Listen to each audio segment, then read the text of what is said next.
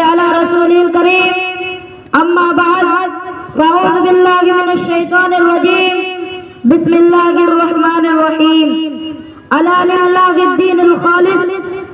صدر مجلس اور میرے سامنے بیٹھے ہوئے عزیز دوستو، میں آپ حضرات کے سامنے جس عنوان کو لے کر حاضر ہوا ہوں وہ ہے خلوص کا فائدہ۔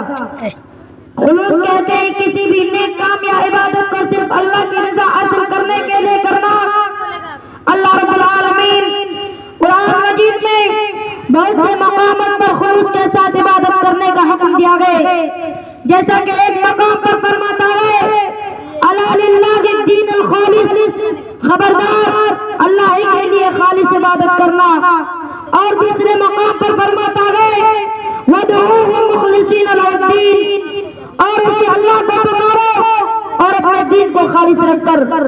ان کے علاوہ اور بھی بہت سے آیتیں جن سے معلوم ہوتا ہے کہ خلوص کے بغیر عمل کرنا غیر مقبول اور بے فائدہ ہے۔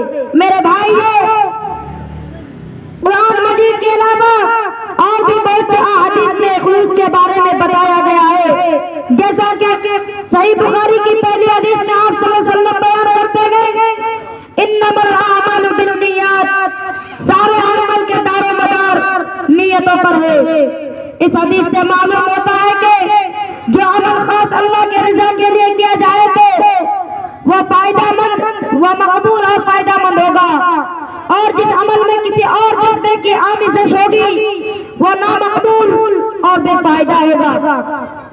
لیجیے ایک واقعہ سنیے جس سے معلوم ہوتا ہے کہ خلوص کے لیے کیے گئے عمل کا اجر و ثواب جہاں آخرت میں ملے گا، وہی اس کا فائدہ کسی نہ کسی شکل میں دنیا میں بھی ملے گا۔ نبی کریم صلی اللہ علیہ وسلم بیان کرتے ہیں کہ 3 آدمی سفر پر نکلے، راستے میں رات گزارنے اور روایتی روح سے بارش سے بچنے کے لیے ایک پہاڑی کے غار میں داخل ہوئے۔ اتفاق یہ ہوا کہ کوئی چٹان لڑکی اور ایک بہت بڑے پتھر کے گرنے سے غار کا منہ بند ہو گیا اور باہر نکلنے کا راستہ نہ رہا۔ تو انہوں نے ایک دوسرے سے کہا کہ اس مشکل سے نجات پانے کی اب صرف ایک ہی راستہ ہے، کیا اپنے نیک عمل کو یاد کرو جو صرف خوف الہی اور رضا الہی کے لیے تھے، اور ساتھ ہی اللہ سے نجات طلب کرے۔ تینوں نے باری باری کہنا شروع کیا۔